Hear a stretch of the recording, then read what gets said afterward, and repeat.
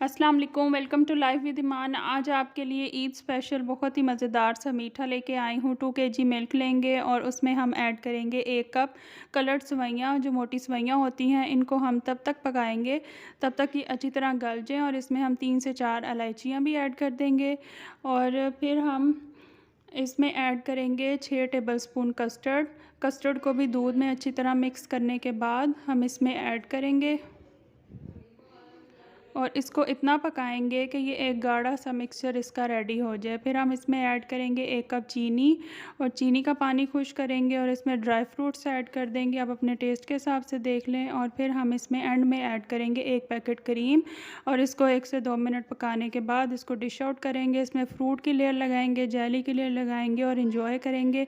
बहुत ही ज़बरदस्त और बच्चों का फेवरेट मीठा रेडी होता है। ट्राई ज़रूर कीजिएगा। दुआओं में याद रखें। अल्लाह हाफिज़।